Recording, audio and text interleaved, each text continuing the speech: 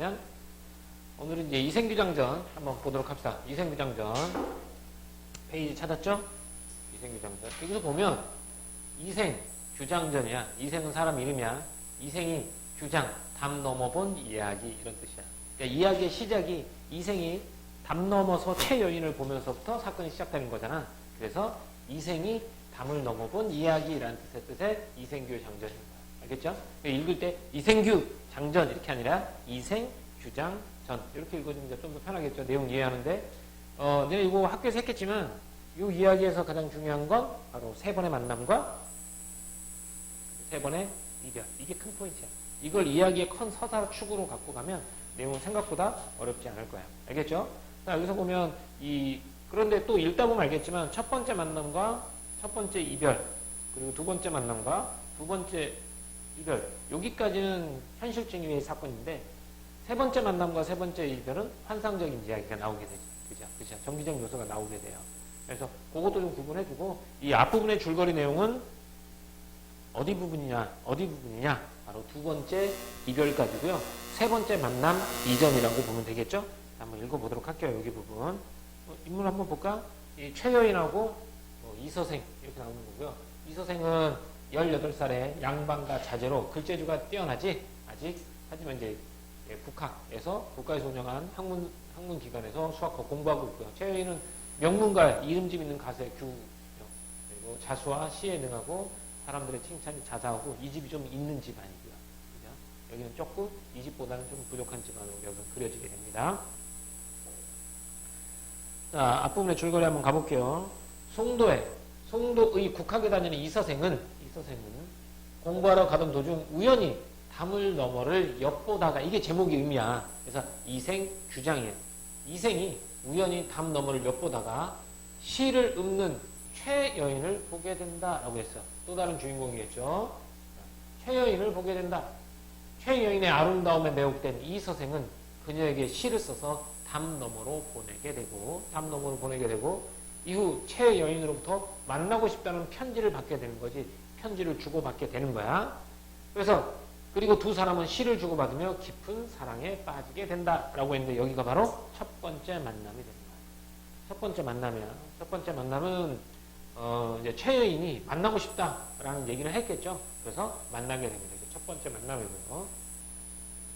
하지만 아들의 행동을 수상히 여긴 이서생의 아버지는 이서생을 어디로? 지방으로 내쫓아 버리는 거야. 그래서 여기가 뭐가 되겠어? 첫 번째 이별이 됩니다. 그러게 되니까 여기서 이제 최여인이 상사병에 걸려서 끙끙 앓다가 곧 죽게 생긴 거야. 그래서 최여인의 부모가 가서 어떤 일이냐라고 사정 얘기를 하다가 얘기를 안 해. 그러다가 알고 보니까 편지가 발견된 거, 편지를 발견하게 되거든. 그리고 나서 얘가 좋아하는 사람이 생겨서 상사병 때문에 이렇게 되는 거다라는 걸 알게 되고 최여인의 부모가 이서생과의 결혼을 적극적으로 그 집에 홀례품도 보내고 매파도 보내고 이렇게 해서 결혼할 의향을 적극적으로 피력합니다. 그래서 이서생과 최여인을 혼인시키려 하지만 이서생의 아버지는 이서생의 학업과 문벌의 차이를 들어 거절하죠. 그러나 최여인 부모의 설득으로 이서생의 아버지는 생각을 바꾸고 이서생과 최여인은 혼인하게 됩니다. 그렇죠? 혼인하면서 행복한 만남을 보내게 되죠. 이게 두 번째 만남이에요. 혼인을 해서 이렇게 됩니다. 그러나 두 번째 만남 신축년에 홍건영의 난이 일어나게 됩니다. 홍건영의 난이 일어나게 되죠. 그래서 이제 실제 사건이잖아. 홍건영의 난 들어봤죠? 역사에서 그러니까 홍건영의 난을 통해서 이야기가 왠지 실제 있었던 이야기인 것처럼 느껴지는 거야.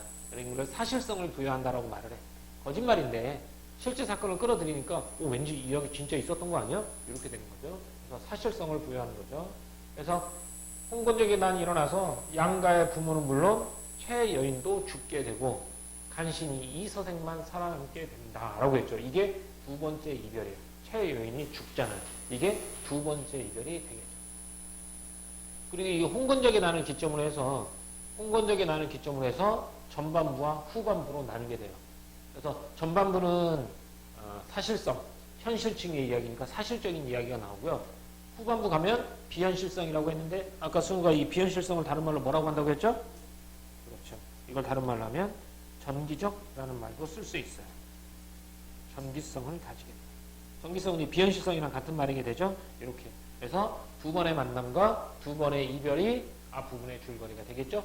그러면 세 번째 문단은 이제 뭐가 나오겠니? 바로 세 번째 만남이 됩니다. 알겠습니까?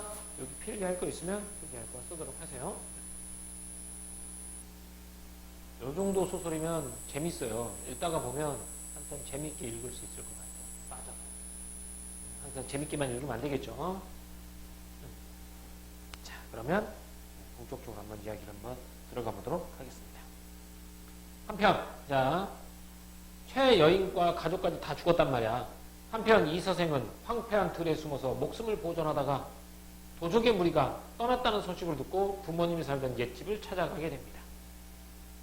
그러나 집은 이미 병화에 다 타버리고 없었다.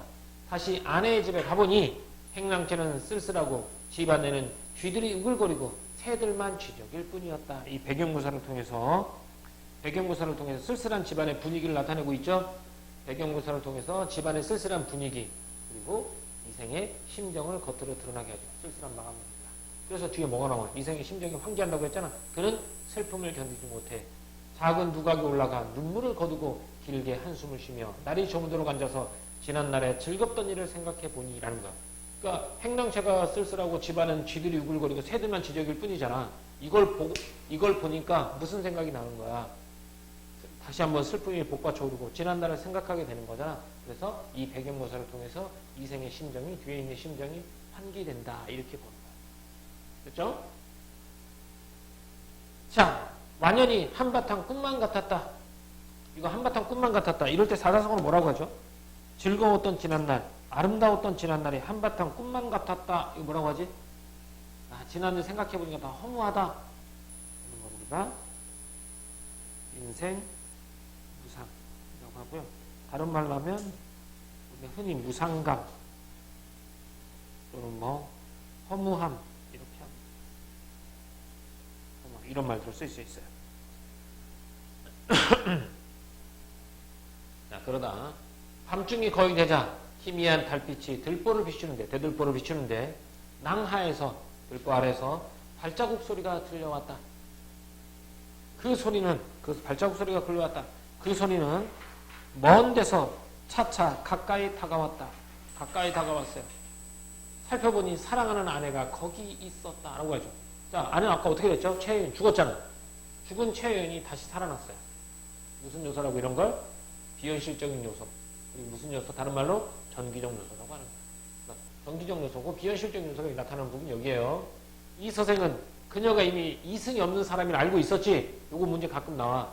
이 서생이 죽은 사람인 걸 몰랐다. 적절한 거 적절하지 않은 것으로 나오니까 그녀가 이미 이승이 없는 사람임을 알고 있었어요. 알고 있었으나 너무나 사랑하는 마음에 반가움에 앞서 의심도 하지 않고 말했다. 이 사람이 죽었다는 걸 알아. 근데 너무 반가우니까 의심도 안 해. 다시 살아온 거라고 믿고 있는 거야. 귀신이랄 거라고 생각하고 않는 거죠. 다시 살아올 것이라고 믿는 거죠. 그래서 이성적 판단보다는 사랑의 감정이 앞섰다는 거죠. 이성적 판단보다는 사랑의 감정이 앞서. 그러니까 결국은 이 사람은 죽은 사람이잖아. 죽은 사람과의 사랑이야. 그럼 끝이 어떻게 되겠냐? 쓰면 안 이렇게 되겠지. 그래서 비극적 결말을 우리가 예측할 수 있다라고 말하는 거야. 그리고 여기가 몇 번째 만남이 된다? 세 번째 만남이 되는 거죠. 죽은 아내와의 만남이니까 세 번째 만남이 되는 거야. 이렇게. 그러니까 하이라이트랑 파란색이랑 섞이니까 글쎄 잘 안 보이지. 그래서 여기가 세 번째 만남이 된다. 됐죠? 오케이, 좋습니다. 여기까지가 죽은 아내가 다시 와서 세 번째 만남이 되죠. 죽었다는 건 뻔히 알아요. 근데 이렇게 말합니다. 부인은 어디로 피란하여 목숨을 보존하였어? 이렇게. 어디로 피란해서 죽은 걸 뻔히 아는데 이제 의심도 하지 않고 이렇게 말하는 거야. 이거 뭐라고 쓴지 보여? 명혼소설이라고 해요. 명혼. 귀신과의 사랑을 명혼소설. 이런 작품을 명혼소설이라고 불러요. 가자. 부인은 어디로 피란하여 목숨을 보존하였어? 어디로 갔다가 지금 목숨을 보존한 거야? 이렇게 물어본 거죠. 됐어? 오케이, 그러면 여인은 이 서생의 손을 잡고 한바탕 통곡하더니 곧 사정을 이야기하였다라고 했어요. 그동안의 사정이 쭉 얘기 나와. 이 최여인은 어떻게 자랐고 지금까지 어떤 환경에서 자랐는지를 설명해 주는 거야. 자기 입으로. 그래서 여기다 뭐라고 하냐면 여기 큰 따옴표가 있잖아. 큰 따옴표가 있기 때문에 이걸 등장인물의 대사를 통해 라는 말을 꼭 집어넣어야 돼. 요약적 제시를 하는데 서술자가 요약적 제시를 해준 게 아니라 등장인물의 대화를 통해서 요약적 제시를 해준 거야. 그동안 어떻게 살았는지 어떻게 만났는지를 압축적으로 제시해 주는 거죠. 여기서 포인트다. 등장인물의 대사를 통해서 요약적 제시한 거야. 그냥 요약적 제시가 아니라. 자, 얘가 말합니다. 저는 본디 양가의 딸로서 양반가의 딸로서 어릴 때부터 가정의 교훈을 받아 자수와 바느질에 힘썼고 시와 글씨, 예법을 배웠으므로 규중의 법도만 알았을 뿐 어찌 집 밖의 일을 알겠습니까? 집 밖에 나가지 않고 집에서만 바느질과 자수, 시와 글 이런 것만 배웠단 말이야. 그러나 난군께서 붉은 살구꽃이 피어있는 담안을 엿보게 되자 왜? 처음에 만날 때 담 너머로 엿보게서 인연이 시작된 거잖아. 저는 스스로의 몸을 바쳤으며 사랑에 빠졌으며 꽃 앞에서 한 번 웃고 난 후 평생의 가약을 맺었고 평생의 가약을 맺었다고 했지 이게 결혼하게 된 거야. 약속하게 된 거야. 그렇죠? 평생의 계약을 맺었고 휘장 속에서 거듭 만났을 때 두 번째 만나는 거지. 그래서 얘가 첫 번째 만남이고 두 번째 만남에서 100년을 넘쳤습니다. 이렇게 첫 번째 만남과 두 번째 만남을 가졌습니다. 사세가 이렇게 되자 슬픔과 부끄러움을 차마 견딜 수 없었습니다. 장차 100년을 함께 하려 했었는데 100년 동안 함께 하려고 했었는데 행액을 만나. 이거 황건적이 아니라 홍건적이다. 홍건적을 만나. 홍건적이 난 두 번째 이별이죠. 이별을 만나 구렁이에 넘어질 줄 알았겠습니까? 끝내 이리 같은 놈들에게 정조를 잃지는 않았으나 지조와 정절을 잃지는 않았지만 몸뚱이는 진흙탕에 찢김을 당하고 말았습니다. 이렇게 죽었단 얘기야. 찢김을 당하고 말았습니다. 진실로 천성이 그렇게 만든 것입니다. 내가 이렇게 그들에게 정조를 잃지 않았지만 몸이 훼손되고 죽음을 당했는데 그건 다 뭐 때문이다? 운명 때문입니다. 라고 했어요. 운명으로 받아들이는 거죠. 천성이 그렇게 만든 것입니다만 사람의 적으로는 참아할 수 없는 일이었습니다. 그래서 저는 난군과 궁벽한 산골에서 헤어진 후로 짝이른 새가 되고 비유죠. 짝이른 새. 그러니까 배우자를 잃은 신세라는 얘기겠죠. 사랑하는 사람을 잃은 신세. 이런 비유를 통해서 짝이른 새가 되고 말았던 것입니다. 그래서 몸뚱이가 찢기고 짝이른 새가 되고 말았다. 그래서 어떻게 자랐냐. 집도 없어지고 부모님도 잃었으니 피곤한 혼백의 의지할 곳 없음이 한스럽습니다. 혼백이 의지할 곳이 없었다는 거야. 의리는 중요하고 목숨은 가벼움으로 세잔한 약해진 몸뚱이로서 치욕을 면한 것만 다행이었습니다. 라고 말해. 그래서 의리가 목숨보다도 중요하다. 지조절개가 목숨보다 중요해. 다행히 세잔한 몸뚱이로서 치욕을 면 지조와 절개를 지킨 것은 다행이라고 하겠습니다. 이렇게. 누가 산산조각이 난 제 마음을 불쌍히 여겨주겠습니까? 다만 갈기갈기 찢어진 썩은 창자에만 맺혀 있을 뿐이었습니다. 그 한이 어디에? 창자에 맺혀 있다라는 거야. 그래서 이걸 사자성어로 각골통한이라고 해. 각골, 새길각자, 뼈에다가 이 고통과 한을 새겼다라는 뜻이겠죠. 그래서 이런 나의 한을 썩은 창자에만 맺혀 있을 뿐입니다. 해골은 들판에 던져졌고 몸뚱이는 땅에 버려지고 말았으니 생각하면 그 옛날의 즐거움은 옛날에 첫 번째 만남과 두 번째 만남을 함께 결혼 생활하던 즐거움은 이 비운이 뭐야? 슬플 비지. 슬픈 운을 위해 마련된 것이 아니었던가 싶습니다. 과거에 즐거웠던 것들은 오늘 이렇게 비극을 맞이할 운명을 위해서 만들어낸 것이 아닌가 싶습니다. 라고 말해. 이걸 사자성어로 뭐라 그래? 흥진비례. 즐거움이야. 즐거움이 다하면 비례. 슬픔이 온다라는 뜻이야. 그러니까 과거의 즐거움이 다하고 현재의 슬픔이 왔다. 이렇게 말하는 거죠. 그래서 흥진비례. 그러나 자, 여기까지가 그동안 이 비극이죠. 과거의 즐거움은 이 비극을 위해 있었던 것 같습니다. 그러나 이제 봄바람이 깊은 골짜기에 불어와서 봄바람이 살랑살랑 불어왔대. 골짜기에 불어와서 앞으로 어떤 일이 일어날 거라는 거야. 앞으로 좋은 일이 있을 거라는 암시가 되겠죠.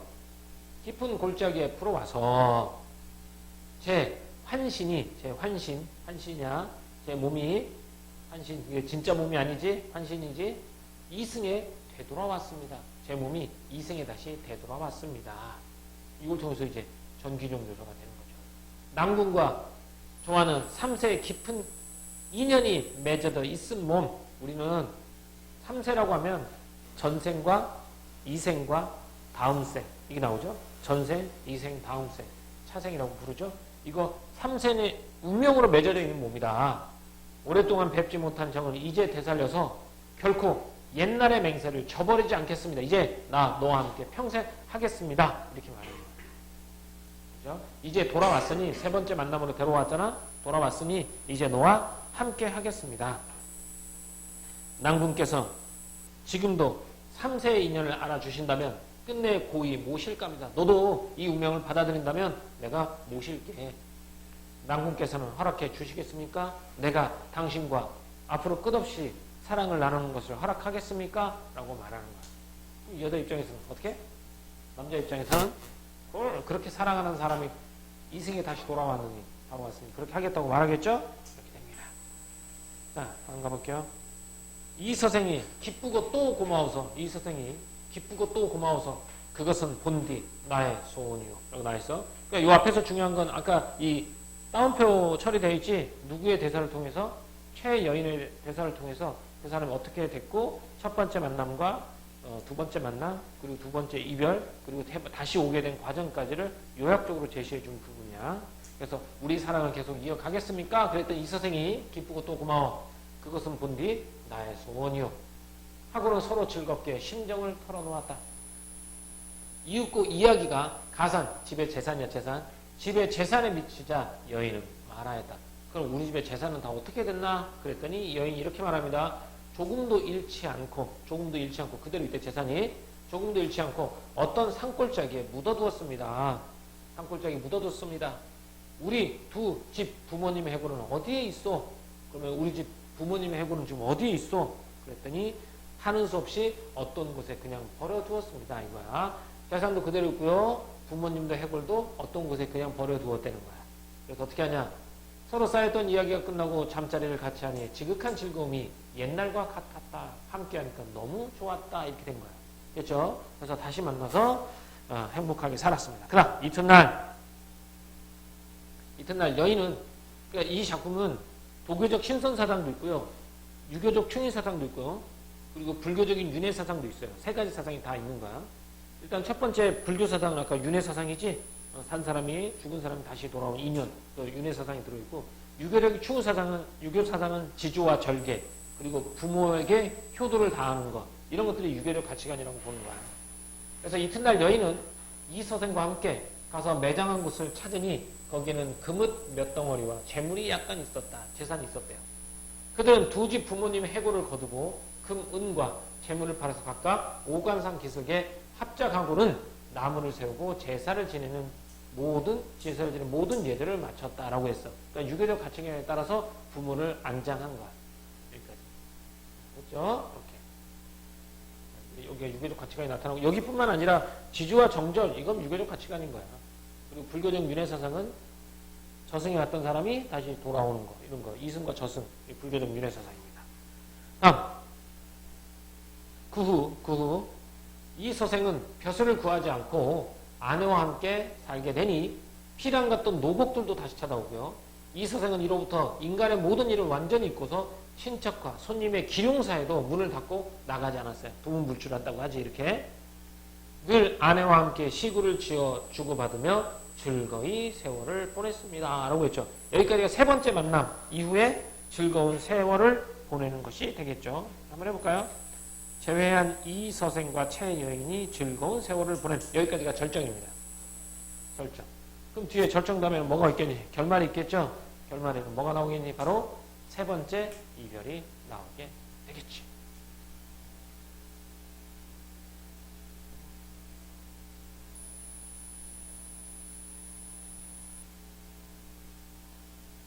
바람, 뜨거운 바람 안 들어오니?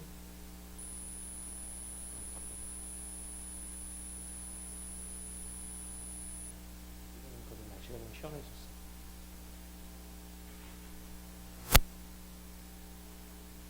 자, 어느덧 몇 해가 지난 이렇게 하면 이제 새로운 사건이 생길 거라는 걸 우리가 짐작할 수 있는 건데, 여기 넘어가기 전에 옆에 있는 거 잠깐 하고 갈까요? 자, 이 구성상의 특징 한번 잠깐만 볼게. 이 전반부하고 후반부하고 나눈다고 했죠? 뭘 통해서 나눠지니? 어떤 사건을 기점으로 나눠준다고 했어, 아까 이거? 선생님, 전반부, 후반부. 홍권적인 한. 홍권적인 한을 통해서 전반부, 후반부. 여기가 현실 세계 이야기, 여기가 비현실 세계 이야기. 이렇게 되는 거야. 알겠죠? 여기가 발단 위기고, 발단 전개 위기고, 여기가 절정 결말. 그죠? 홍권적인 한을 기점으로 해서 전반부와 후반부로 나눠지면 이게 이중 구조 형식을 가지고 있다라는 거.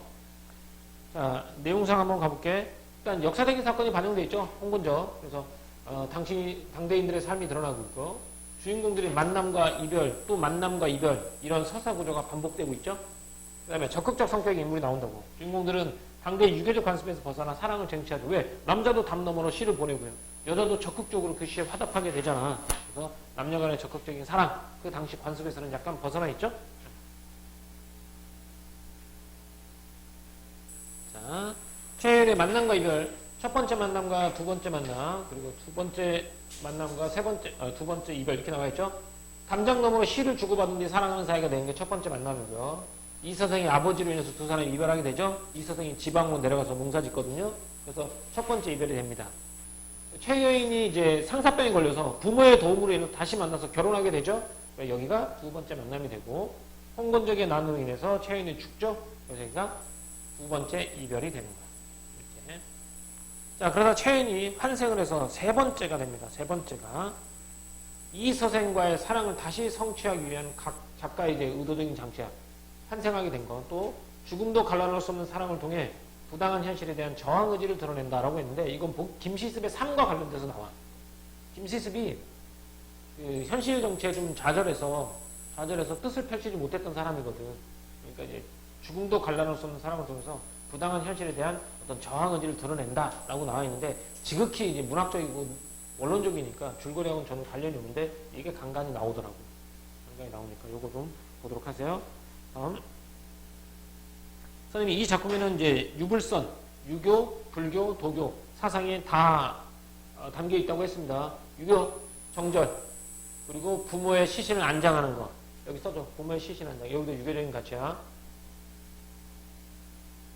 부모의 시신을 안장하는 거. 이게 유교적인 가치.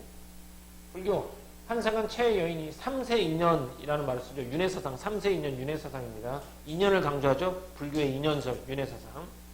두 번째 죄가 허무하게 끝나는 걸 통해서 인생 무상, 모든 것은 허무하다라는 불교적 가치관을 알 수 있고요. 그다음에 도교, 환생하여 이생과 제외하는 것. 이건 도교적 사상이라고 부르죠. 뒤에 보면 또 도교적 사상과 관련된 내용이 하나 더 나와요. 그때 가서 또 한번 보면 되겠죠. 작품에 나타난 전기성인데, 이 전기성은 비현실성이라고 바꿀 수 있다고 했지.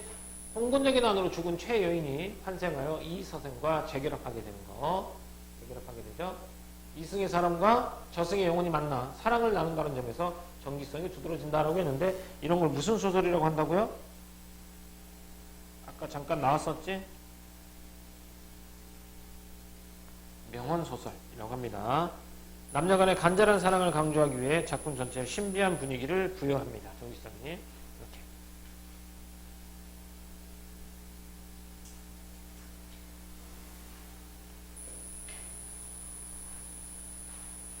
자, 그러면 여기 절정 이후부터 한번 가봅시다. 자, 세 번째 만남이 있었으니까 이제 뭐가 있어야 되겠니? 세 번째 이별이 기다리고 있겠죠? 세 번째 이별이 기다리고 있습니다. 가자! 어느덧 몇 해가 지난 어느 날 저녁에 여인은 이서생에게 말했습니다. 세 번이나 가약을 맺었습니다. 맞죠? 세 번의 만남이 있었습니다. 세상 일은 뜻대로 되지 않았으므로 즐거움도 다하기 전에 슬픈 이별이 갑자기 다가왔습니다. 세 번째 이별을 암시하는 거죠. 즐거움이 다하기 전에 슬픈 이별이 갑자기 닥쳐왔습니다. 하고는 마침내 목매에 울었다. 이서생은 깜짝 놀라서 물었다. 무슨 까닭으로 그런 말씀을 하시오? 여인은 대답했다. 저승길은 피할 수가 없습니다. 피할 수 없습니다. 하느님께서 저와 낭군의 연분이 끊어지지 않았고 또 전생에 아무런 죄도 없으므로 이게 환생의 이유야. 아직 니네 둘의 인연이 남아있고 또 전생에 아무런 죄도 없어서 이 몸을 환생시켜 잠시 남구를 배워 남구를 만나 시름을 풀게 했던 것입니다.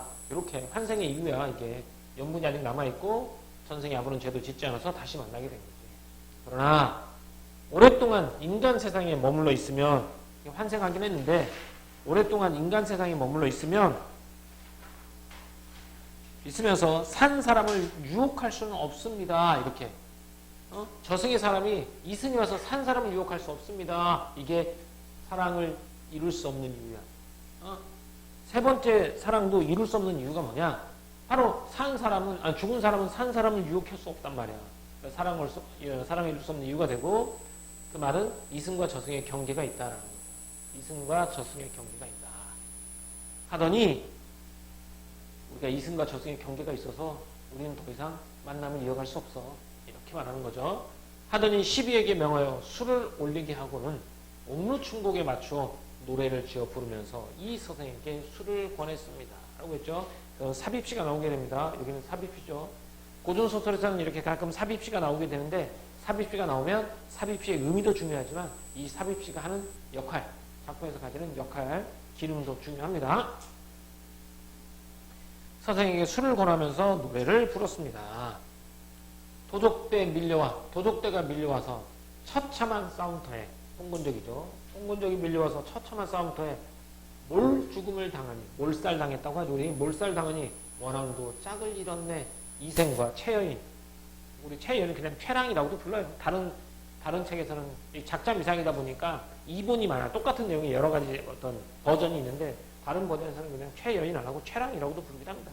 어쨌든 원앙, 한 쌍의 원앙, 이생과 최랑도, 최여인도 짝을 잃었네.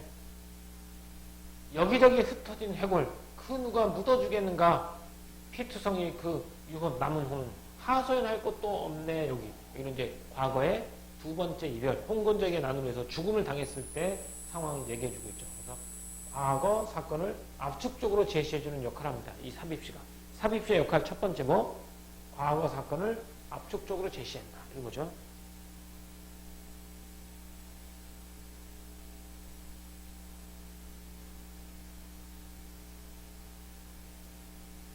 삽입시의 역할 첫 번째, 지난 일을 압축적으로 제시해준다. 이게 첫 번째가 되겠죠. 다음 두 번째 가볼까요? 슬프다. 이내 몸은 무산선녀가 될 수 없고, 무산선녀 도계적 신선사당입니다. 무산선녀는 인간선녀로 다시 와서 사랑을 이룬 사람이에요. 이내 몸은 나는 무산선녀가 될 수 없다. 무산선녀는 인간과 사랑을 나눴단 말이야. 나는 그렇게 될 수 없다는 거지. 대조를 통해서 나와 무산선녀와의, 즉 최여인과 무산선녀의 대조를 통해서 슬픔과 안타까움을 강조한다는 거죠. 슬픔과 안타까움 강조. 슬프다. 이내 몸은 무산의 선녀가 될 수 없고, 깨진 거울은 갈라지니 마음만 쓰리네. 라니요. 깨진 거울이 다시 갈라졌다는 얘기야. 또다시 이별하게 된 거죠. 깨진 거울이 또다시 갈라지니 마음만 쓰라리네. 이로부터 작별하면, 이때 세 번째 이별이죠. 작별하면 둘이 모두 아득하네. 둘이 모두 아득하다는 얘기는 다시 재회할 수가 없다라는 거예요. 영원한 이별을 하게 된다. 둘이 아득하네. 다시 만날 수가 없다. 이로부터 작별하면 둘이 모두 아득하네. 저승과 이승의 사이 소식조차 막힐 것이다 라는 거죠. 아까 헤어진 이유가 이승과 저승의 경계가 분명히 있다고 했지. 여기서 마찬가지야. 이승과 저승의 경계 때문에 소식조차 막힐 것이고요. 우리는 영원히 이별하게 될 것이다 라고 했어요. 자, 여기서 삽입시 역할 두 번째가 나오죠. 첫 번째는 뭐였어? 지난 사건을 압축적으로 제시해줬지. 그러면 또 다른 역할은 뭐라?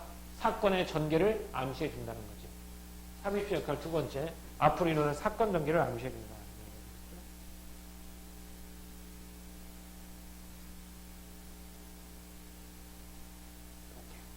자, 그래서 둘이 다시 헤어지게 됐다. 자, 갑니다. 노래 한 곡을 부를 때마다 눈물에 목이 메어 거의 곡절을 이루지 못했다. 이 서생 또한 슬픔을 걷잡지 못했다. 자, 슬픔을 걷잡지 못했어요. 왜 슬픔을 걷잡지 못했는지 가보도록 할게요. 나도 차라리 부인과 함께 황천으로 갔으면 하오, 저승으로 갔으면 하오. 어찌 무료히 홀로 여생을 보내겠소. 지난번 난리를 겪고 난 후에 친척과 노복들이 각각 서로 흩어지고 돌아가신 부모님의 해골이 들판에 버려져 있을 때 부인이 아니었다면 누가 능히 장사를 지내주었겠소. 고맙다.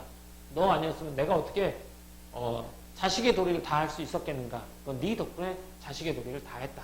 그런 거예요. 그래서 고맙다. 자식의 도리를 다 할 수 있게 해줘서 고맙다. 유교적인 윤리를 지키게 해줘서 고맙다.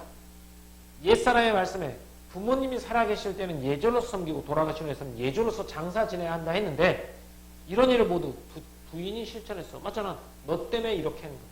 너 때문에 유교적인 질서를 지키게 한 거야. 그것은 부인이 천성이 순효하고 인정이 두터운 때문이니 감격해 마지 않았으며 라고 했죠. 여기까지가 최 여인에 대한 고마움이에요. 스스로 부끄러움을 이기지 못하였어. 왜 스스로 부끄러움을 못하냐. 나는 가족을 위해서 제대로 돌보지 못했으니까. 부인은 이승에서 오래 살다가 100년의 같이 세상을 떠나는 것이 어떻겠소. 그러니까 이 이야기는 두 가지를 얘기하고 있어요. 자식의 도리를 다하게 해준 최 여인에 대한 고마움. 그리고 두 번째는 가족에 대한 책임을 가족을 제대로 돌보지 못한 자신에 대한 부끄러움. 이게 잘 나타나 있죠. 어쨌든 앞으로 우리 살다가 100년 후에 같이 떠나는 것이 어떠냐라고 말하는 거죠. 여인은 대답했다. 낭굴의 수명은 아직 남아있으나 너 수명이 좀 남아있어. 몇 개월 남아있니? 한 3개월 남았던가? 그래요. 남았으니 저는 이미 저승의 명부의 명단이야. 저승의 명단에 이름이 실려 있으니 오래 머물 수가 없습니다. 오래 머물 수 없대. 당신은 아직 수명 좀 남았고 나는 이승의 명부에 나는 있어. 명단에 내가 있기 때문에 오래 머물 수가 없습니다. 만약 굳이 인간 세상을 그리워해서 미련을 가진다면 내가 인간 세상에서 미련을 가진다면 저승의 법에 위배됩니다. 저승의 법에 위배됩니다. 그렇게 되면 죄가 저에게만 미치는 것이 아니라 낭구님에게까지 그 허물이 미칠 것입니다. 라는 거야. 그래서 저승으로 떠나야 되는 이유가 바로 두 가지 때문이라 그런 거야. 첫 번째가 저승의 법에 위배된다는 거야. 두 번째, 화가 누구한테? 낭구님한테도 미칠 수 있다라고 말하는 거죠. 이 두 가지 이유를 들어서 저승으로 가야 됩니다. 라고 말해. 다만 한 가지 소원이 있어요. 다만 한 가지 소원이 있습니다. 다만 저의 유골이 아직 그곳에 벌판에 골짜기에 흩어져 있으니 만약 은혜를 베풀어 주시겠다면 유골을 거두어 비바람 맞지 않게 해주십시오. 라고 말해요. 됐죠? 여기 저승으로 가야 하는 이유가 여기 나와 있어요. 당위성이란 말은 마땅히 그렇게 돼야 돼. 마땅히 그럴 수밖에 없는 이유예요. 당위성이에요. 왜 가야 돼? 이승과 저승의 법칙이 다르기 때문에. 또 내가 안 가면 화가 낭군에까지 미치기 때문에. 그러니까 나는 갈 거야. 다만 내 유골을 거두어서 비바람 맞지 않게 좀 해줘. 이렇게 말하죠.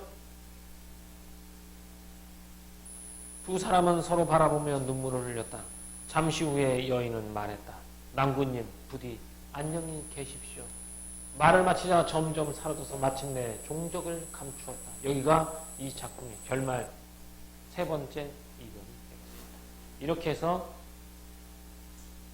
이생과 최여인은 마지막 세 번째 이별, 영원한 이별을 맞이하게 됩니다. 이 서생은 아내가 말한 대로 그녀의 해골을 거두어 부모의 무덤 곁에 장사를 지내주었다. 그렇죠? 이 서생은 아내를 지극히 생각한 나머지 병이 나서 두서들 만에 그도 세상을 떠났다라고 했죠. 비극적 결말이죠. 근데 뭐라고 했냐 앞에? 너의 목숨은 아직 남았다고 그랬잖아. 그게 두세 달이었어? 어쨌든 비극적 결말을 맞게 되는 거죠.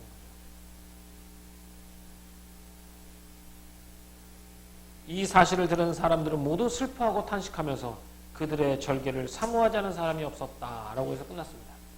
그래서 이제 이 이야기 사람들의 이야기가 잠깐 나와요. 외부 이야기까지는 아니지만 어쨌든 외부 형식을 빌려서 주제 의식을 강조한 거죠. 이생과 최여인의 영원한 이별, 세 번째 이별이 되겠습니다. 자, 적으세요. 여기 마지막 문제는 적어.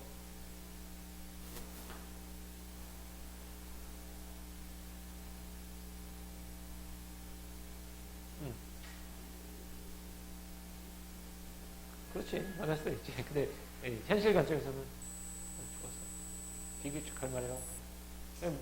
옛날 이야기다 보니까 이게 고전 소설로서 완전히 기틀을 잡기 전에 거야. 전기에서 이제 고전 소설로 넘어가는 게 과도기적 작품이기 때문에 말이 좀 앞뒤가 안 맞는 부분이 조금 있죠. 근데 문학작품은 앞뒤 안 맞는다 이걸로 따지면 말고 작가의 이제 의도 이런 거 따져보면 되겠죠? 오케이, 좋습니다. 이렇게 해서 세 번째 영원한 이별을 하게 된 거죠.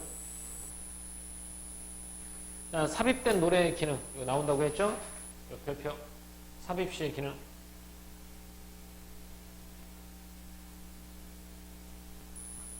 정서적인 기능입니다.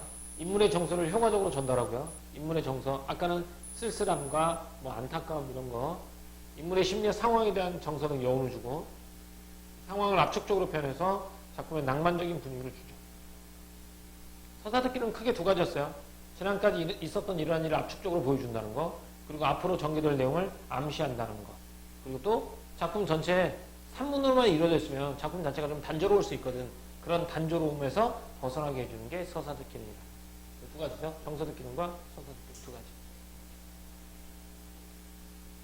자, 세 번째 만남은 환생에서 이서생과 못다한 사랑을 이루는 거. 이별은 이승과 저승의 법칙이 다름으로 최인은 저승으로 돌아가게 되는 거지. 만남과 이별이 반복되는 구성, 등장인물의 감정의 긴밀도를 높이고 결말의 비극성을 보여준다. 영원한 이별이었습니다.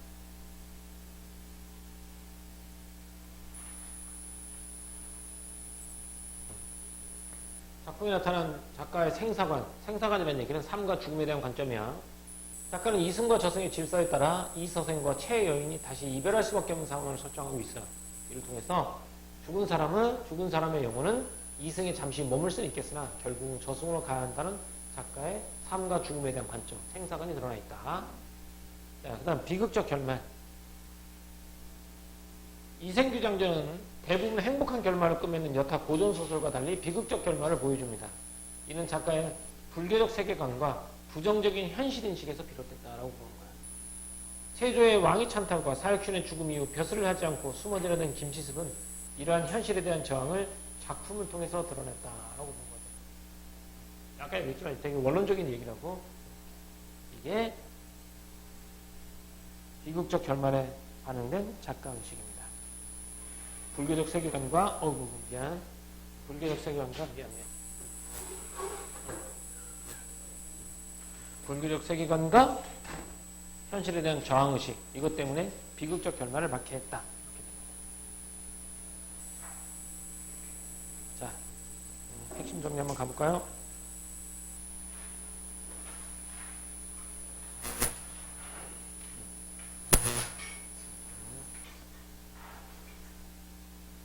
한문소설이고요. 김세습의 금오신화 실려있으니까 한문소설이고, 정기적이고 낭만적이고 비극적, 시간적 배경은 고려 때, 공간적 배경은 개성이라고 나와있죠. 이서생과 최인의 사랑, 죽음을 초월한 남녀간의 애절한 사랑이고요. 특징은 현실의 제도, 전쟁, 운명 이런 거 대결하는 인간 의지가 드러난다는 거야. 다음, 죽은 여인과의 사랑을 다룬다는 점에서 정기적인 특성이고요. 시를 삽입하여 심리를 효과적으로 드러냈다. 삽입시의 역할도 여기 드러나 있죠. 자, 이 작품에 나타나는 전기소설의 특징입니다. 제자가인, 재주 있는 사람과 아름다운 여인, 아름다운 사람이라는 얘기야. 그러니까 여기는 완벽한 한마디로 생고도 잘생기고 재주도 좋아요. 용모가 준사에 재주가 뛰어나고요. 힘을 능하고 매우 아름답죠. 그 다음에 비현실적인 상황과 사건, 환생과 죽은 사람이 환생해서 다시 만나는 거잖아. 그리고 한문문어체 미사여가 아름다운 구절, 뭐 꾸며주는 말들 있지. 이것들을 사용하여 서술했죠. 한문소설이니까. 최 여인이 이서생과 작별하며 이별과 죽음의 슬픔을 한시로 표현한 부분이 이게 삽입시야. 한시로 표현했지. 이게 삽입시야. 이렇게. 됐어. 여기 됐고 얘도 됐고요. 왜 멈췄어? 야, 멈췄지 화면이. 야, 화면이 멈췄어요.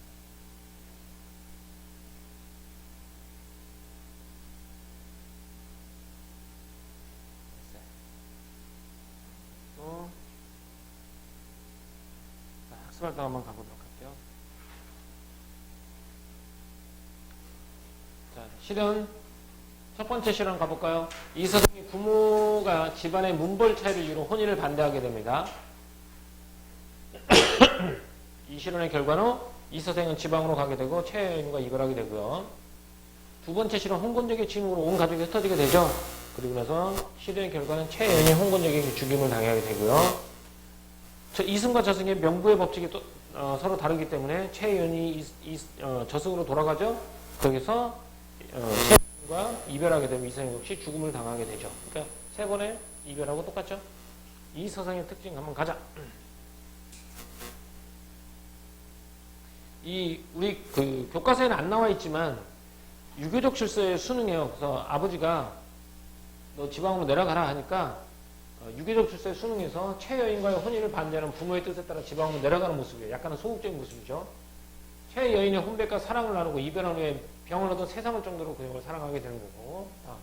최여인 이 선생과의 사랑을 이루기 위해 능동적이고 적극적인 모습, 이거 되게 중요합니다. 또 절개를 지키려고 목숨을 아끼지 않는 의지적 인물이죠. 그렇죠?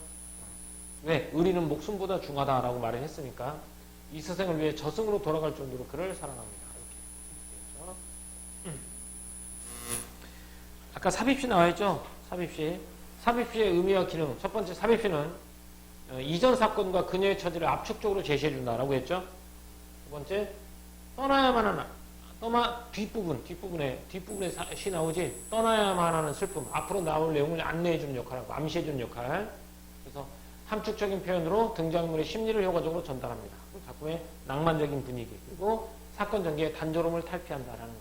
그러니까 여기서 잘 나오는 것들이 다 압축적 제시, 앞으로의 사건 암시, 함축적인 표현으로 심리 효과적 전달, 낭만적인 분위기, 그 다음에 단조로움을 탈피하는 기능, 이렇게.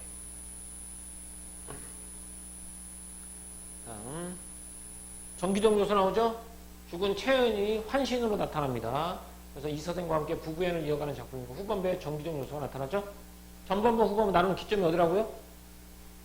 뭐를 기점으로 전반부 후반부 나눈다고 했지? 홍건적이는. 그러니까 정기적 요소를 활용한 이유는 독자의 흥미를 높이고 작품의 주제를 더 효과적으로 맡으려고. 그 다음에 이거. 세계의 횡포에 맞서는 인물들의 대응 양상을 극적으로. 이거 잘 나와. 세계의 횡포가 뭐니? 전쟁이나 이런 거잖아. 이런 거 횡포로 인해서 그거에 대응하기 위해서 정기적 요소로 두 인물이 만나는 걸 보여준 거야. 그래서 세계 횡포에 맞서는 인물들의 대응 양상을 더욱 극적으로 보여준다라는 거. 이렇게가 됐어요. 좋아요. 다음. 이거 했니 이거? 김현감호 이거 했을까요? 이거 안 했어요? 김현감호.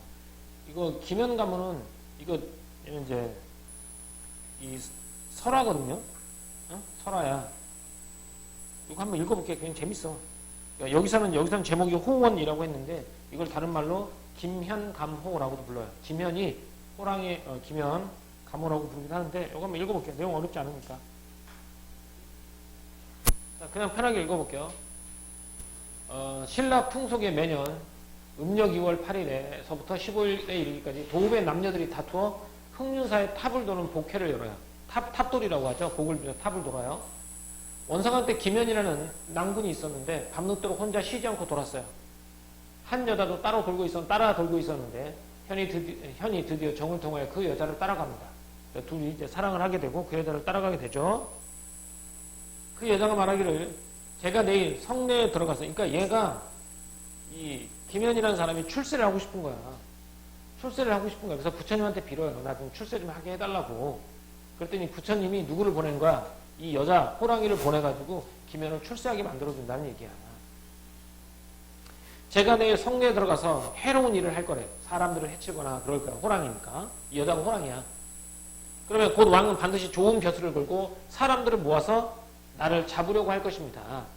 당신은 겁내지 말고 북쪽 숲속으로 나를 쫓아오십시오. 제가 기다리고 있겠습니다. 그럼 뭐야? 자, 호랑이가 여자야. 여자가 가서 말해. 벼슬하고 싶어? 그럼 내가 내일 성 안에 가서 난장판을 난장판을 칠 거야. 그러면 임금이 높은 벼슬을 줄 테니까 쟤를 잡아라. 이렇게 할 거야. 그럼 나 그때 어디로 갈 테니까 너 따라 들어와. 그리고 나서 나를 어떻게 하라고? 죽여. 이렇게 말하는 거야. 그러니까 호랑이가 자기가 죽어서 너를 높은 벼슬을 만들어 줄게. 이런 얘기야.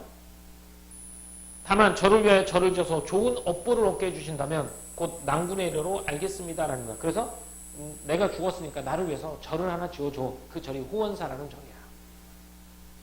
하고 드디어 울면서 헤어졌죠. 다음날 과연 다음날 과연 사람은 호랑이가 성에 들어왔는데 당할 사람이 없었다. 왕이 명령을 내려 능히 호랑이를 사로잡는 사람에게 2급의 벼슬을 주겠노라 하니 기면이 대궐에 나아가 아뢰어 말하기를 제가 능히 할 수 있습니다 하고 단검을 들고 북쪽의 숲으로 갔다. 갔더니 이제 호랑이가 낭저로 변해서 웃으면서 말하기를 어제 곡진했던 사연은 오직 낭군에께서는 잊어버리지 않으셨군요 하더니 기면이 차고 있던 칼을 뽑아 스스로 목을 찌르고 쓰러지니 곧 돌아앉았다. 이렇게 죽게 돼. 그 기면이 벼슬길에 오른 뒤 서쪽 냇가에 절을 짓고 이름을 호원사라고 했다. 호랑이의 소원 이렇게 되겠죠. 이런 내용이거든요. 그러니까 얘는 그 고전 소설이 아니에요. 고전 소설로서 아니고 설화인 거야. 그럼 얘도 비극적이고 얘도 이생규 장면도 비극적인데 왜 하나는 고전 소설로 인정을 하고 하나는 설화로서 인정을 하느냐? 그 차이를 물어보기 위해서 이게 나온 거야. 자, 여기 한번 볼게. 네, 여기서 포인트예요. 그래서 두 작품은 모두 일상적 세계를 초월한 남녀의 지극한 사랑을 다루고 있어. 그리고 정기적 사건적인 양상도 나타나지. 이건 공통점이야. 일상적인 삶을 초월한 남녀 간의 사랑 나타나고 또 정기적인 양상도 나타나. 그러나 호운과 달리 이생규 장전에서는 인물의 심리가 보다 구체적으로 그려지고 이게 고전 소설에서의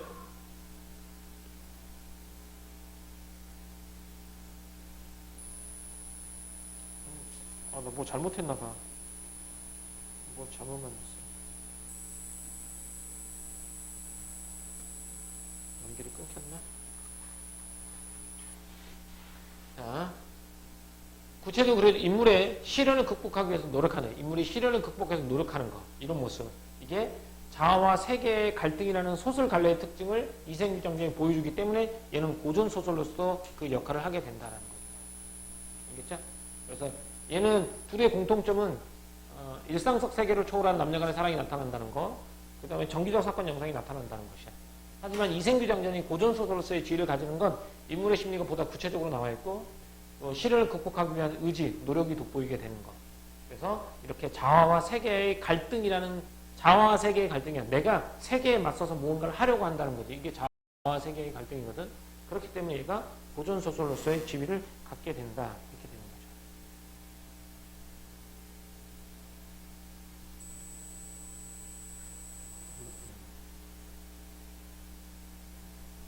거죠. 자, 이렇게 돼서 한번 알아봤습니다. 자, 이거 쪽지 시험인데 같이 한번 해볼까요? 이 작품은 김시습에 어디에 실려 있어요? 어디에 실려 있는 작품? 금오신화에 실려 있는 5작품 중에 한 편입니다. 이 작품은 뭐를 초월한? 죽음을 초월한 남녀 간의 사랑을 다루고 있다라고 해도 되겠죠? 좋습니다. 이 작품은 현실 세계에서 일어나기 힘든 기이한 내용을 다룬 무슨 소설? 기이한, 비현실성. 이거 다른 말로 뭐라고 한다고 했어? 전기 소설이다. 이 작품에서는 부모의 반대를 무릅쓰고 사랑하는 자유연애 사상이 드러난다. 자유연애 사상이 드러난다. 이 작품은 죽은 채 여인이 환생하여 이 서생과 사랑을 나눈다는 명언소설이다. 맞죠? 명언소설 맞고요. 이 서생은 처음에는 홀령으로 나타난 아내를 두려워합니까? 아니죠. 두려워하지 않죠. 왜? 아내가 죽었다는 걸 알지만 반가운 마음에 그냥 그걸 당연하게 받아들인다고 나와있죠. 이 서생과 채 여인은 헤어진 후 다시 만나 100년 하러 간다? X죠. 100년은 뭐니? 100년 동안 함께하는 건 아니잖아요. 중간에 또 다시 헤어지게 되죠. 이 서생과 채 여인이 헤어지게 되는 역사적 사건은 뭐가 되죠? 홍건동의 난. 좋습니다. 이 작품 전체 내용을 두 부분으로 나눌 수 있는 기준은 뭐가 되겠어? 전반부와 후반부로 나누는 기준 뭐가 되겠어? 홍건동의 난으로 써도 되는데, 그지? 홍건동의 난으로 해서 채 여인이 죽은 거니까 이렇게 바로 삽입시, 바로 노래 삽입, 시 삽입이 되겠지? 마지막 건 이렇게 됐습니다. 좋아요. 여기까지 우리가 이생규 장전에 대해서 한번 알아봤습니다.